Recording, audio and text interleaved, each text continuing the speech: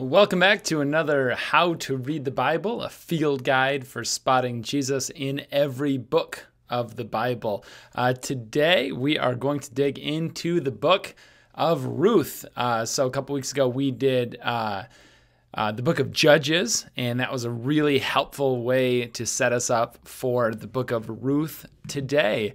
The big question that I'd like to ask, and if you've got some ideas you can start with and drop it in the comment section or discuss it in your groups, but why is the name of the book Ruth? As we're going to see finding out, it doesn't seem to make a whole lot of sense. It doesn't seem to fit the content of the book. But let's just jump right into our study here with the book of Ruth.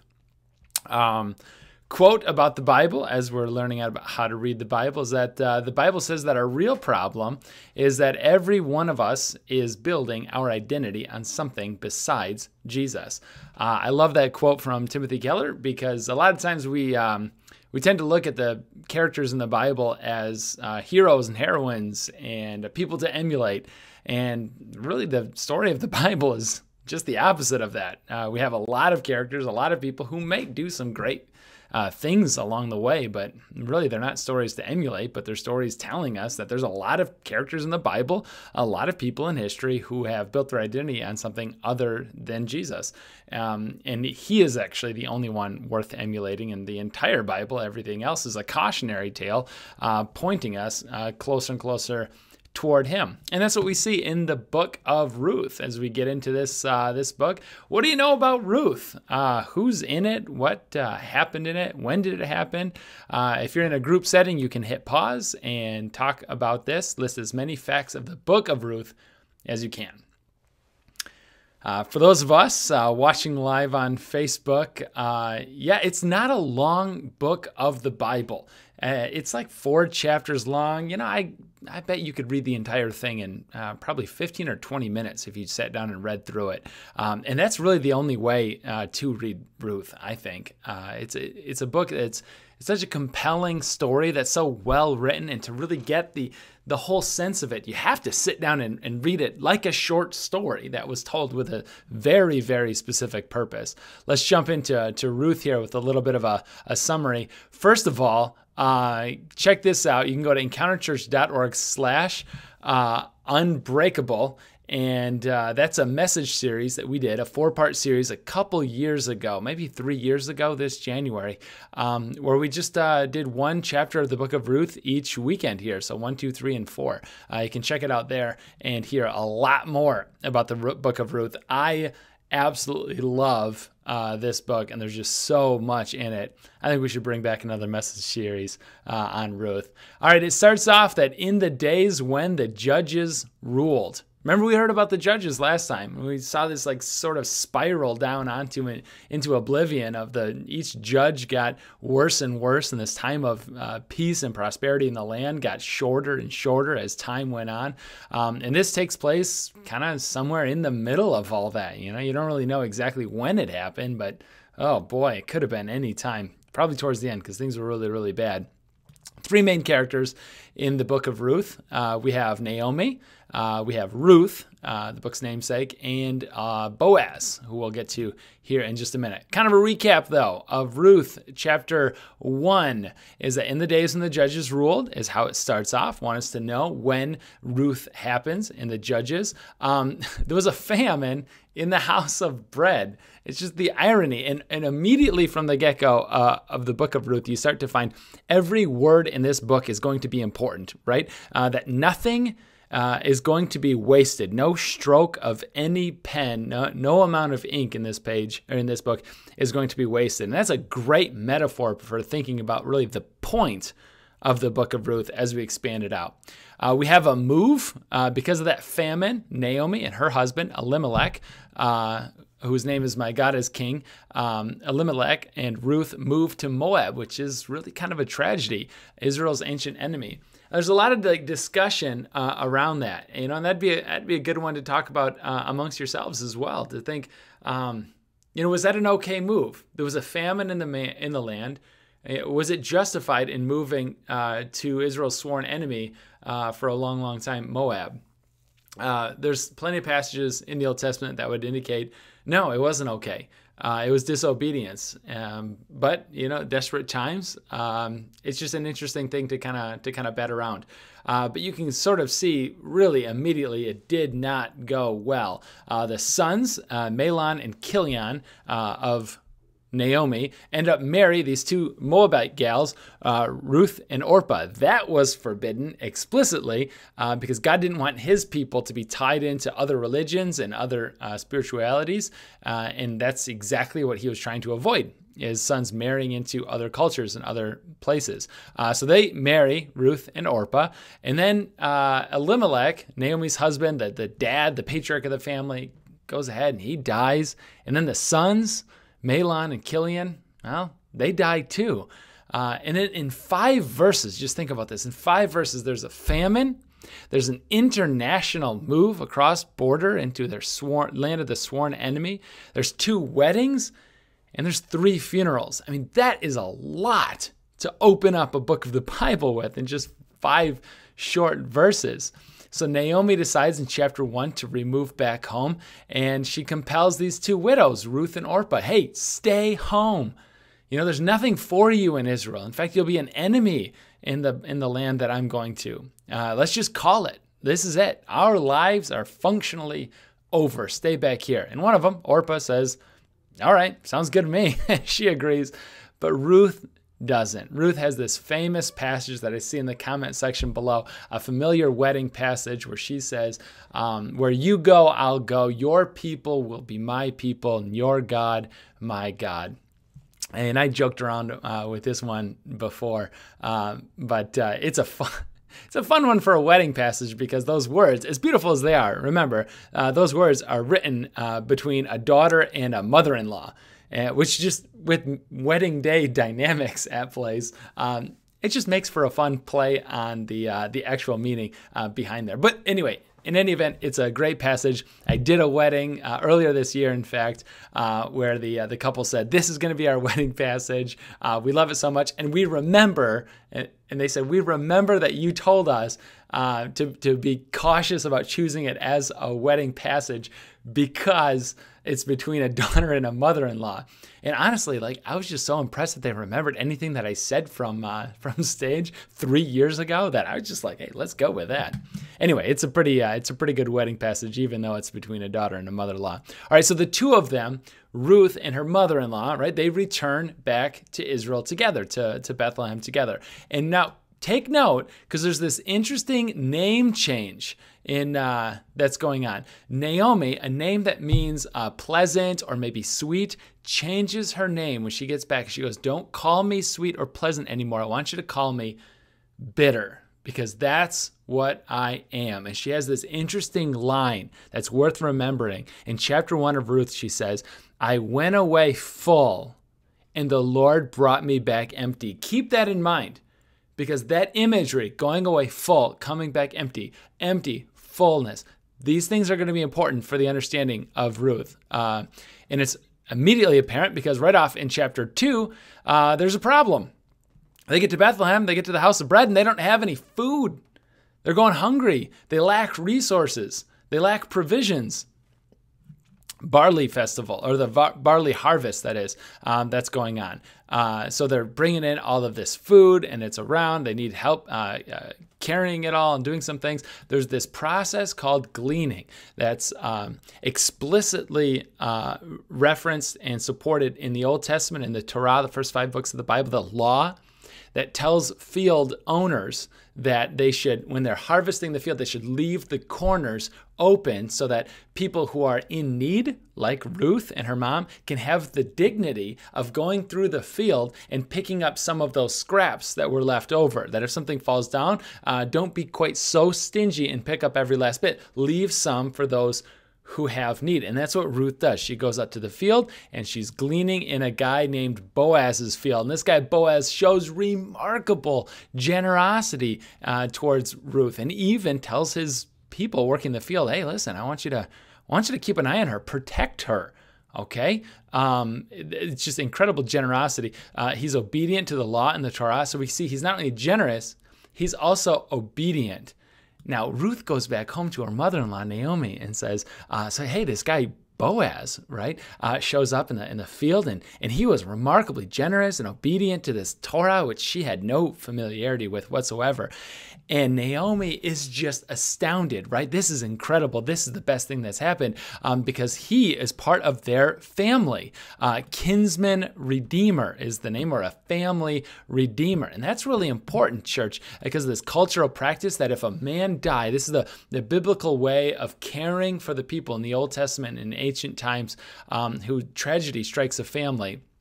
Is cultural practice that if a man died and left behind land and a family, somebody else steps in to care for the land and for the family. A family member, a brother or a cousin or somebody else of the deceased steps in and takes care of everybody when they couldn't. And that's going to be important. We see that with Boaz is playing that kinsman or family redeemer in there in the story. That's chapter 2. Chapter 3 is that Ruth stops wearing widow clothes and starts putting on like regular everyday clothes. So you can start to say, okay, a little intrigue, something's happening here. She goes to approaches Boaz in this act where he's lying on the threshing room floor, right? Like he was up all night, he was working all night, and she goes, and it says laid by his feet. And there's like a lot of controversy over that. You can Google like, what does it mean that she laid by her feet, or that Ruth laid by Boaz's feet? And you can read a little bit more about that. Some people think that she kind of came onto him, right? And she seduced him maybe, and that's at play here. I tend not to think that about the story, because as intriguing as it is, and again, we don't have to pretend like everybody in the Bible's like this perfect holy character. The point, again, is that everybody finds their identities in the wrong things. I don't have a problem with thinking about Ruth as like making a mistake, or Boaz as making a mistake, being a sinful person. No problem with that at all. The problem I guess I have with it is it doesn't seem to line up with the narrative flow of the story. Like it's written, and like I said, no ink is wasted on these words in the story. And why would they throw that in there? Why would they suggest that to the people if it's kind of how it happened? Mostly because Boaz looks at Ruth in that interaction when she approaches him and essentially says, will you marry me? Will you be the kinsman redeemer? Which is so awesome as far as like a like a romantic comedy goes, or one of these stories. And you have her, even in ancient times, right? You have her approaching him and like proposing to him. It's kind of a gender roles bender there, way back in the Old Testament, which is pretty cool. Pretty cool to see. Okay, so Boaz is describing her after she proposed as this woman of noble character. He brings out all this language from Proverbs 31 about the noble character woman in the last chapter of Proverbs. And that's why I have a hard time like reading that she seduced him in such a way, because he had this remarkable character all through the story. And then why would he then refer to her as having this remarkable character? It doesn't really kind of make sense. I don't really read it that way. But in any event, she proposes to him and he says yes. Oh man, finally some closure on chapter 3. But then you have right away chapter 4. He's going to be the family of the kinsman redeemer, but boom, boom, boom, there's a closer relative, and he really wants the land. And so Boaz, because of his integrity that he has and the honor that he has, he allows this other person to say, okay, well, he's a closer relative. He should have the right to be the kinsman or the family redeemer. Well, he wants the land, but then when he finds out there's a woman attached to it, and there's a mother-in-law attached to it who is referring to herself and asking others to refer to her as bitter. So there's a woman, there's a Moabite enemy, foreign woman, and a mother-in-law named Bitter attached to the land. He's going, I don't want the land that much. You can go ahead and keep it. I'm going to pass. And so Boaz steps in and says, hey, I would love to have the honor of managing both the land, I'm capable, and also, now that I've gotten to know the woman, Ruth, I would love to step in there. And what we have in Ruth chapter 4 is really this reversal of all kinds of tragedy that's been going on. Chapter 4 is the last book, or the last chapter of the book, and we see the reversal of the tragedy that Naomi was named sweet. She changes her name to Mara, which means bitter, and then by the end of Ruth chapter 4, she's asking others, and others call her Naomi again. So there's like good to bad to good again.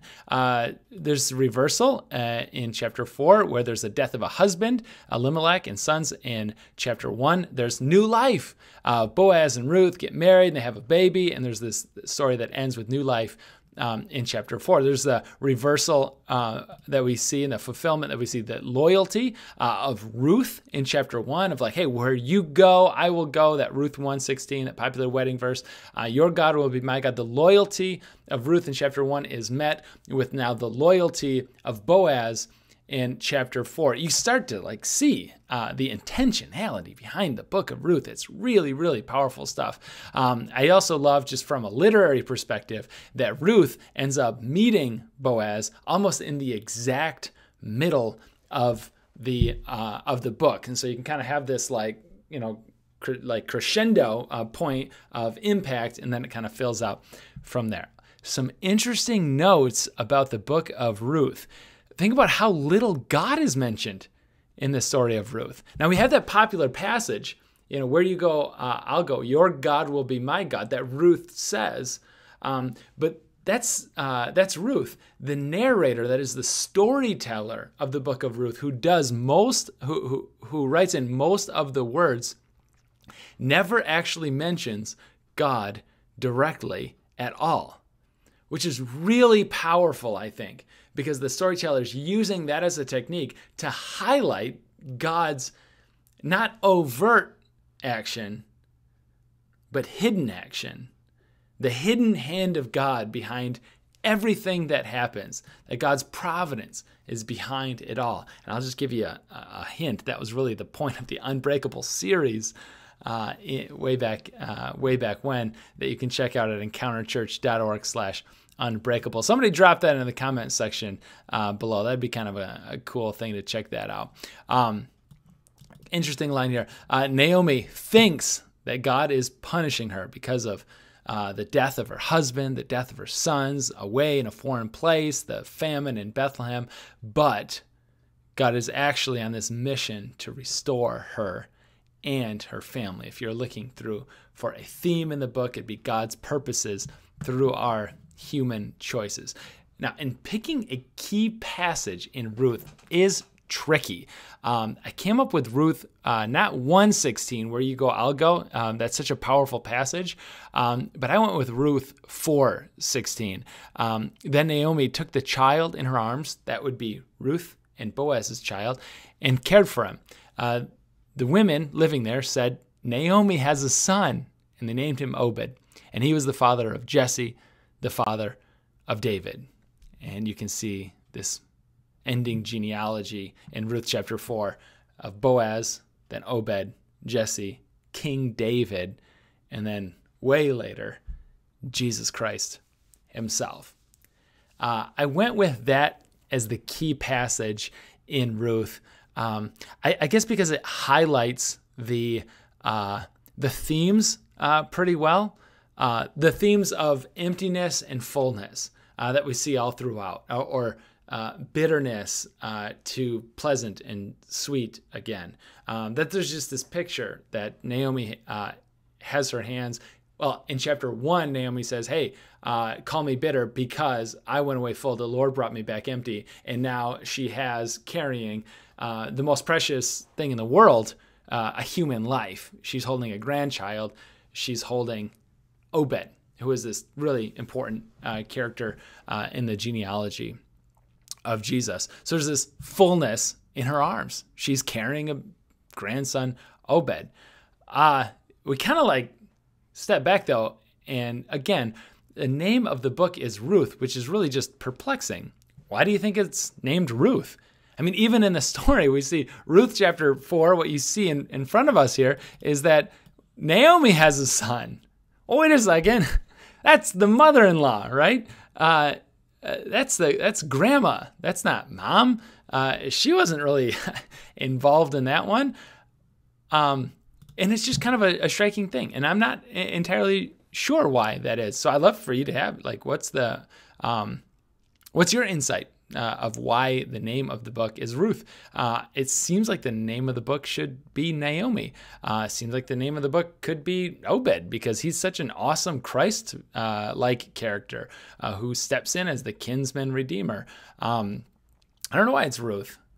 I'm thinking about how, maybe how odd it is that Ruth is a foreigner. She's a sworn enemy, and then she becomes part of the family of God, which is a really strange thing to highlight for an Old Testament reader at the time. And maybe that's the providence of God, just sort of highlighting that at some point all of us are the enemies of God until he makes a way through his son Jesus Christ to forgive our sins and restore us to new life and brings us into his people, into his family where he is our God. It's a pretty compelling story, but what we don't want to do is say, well, the name of the book is Ruth, and so we should all be like Ruth and show the dedication that Ruth had. Because remember, the person to emulate here isn't Ruth. It isn't even Boaz, but it would be Jesus. We're putting our hope in him. Some takeaways. How might God be? There's all these mundane details that God is working behind the scenes of, and he's not even mentioned.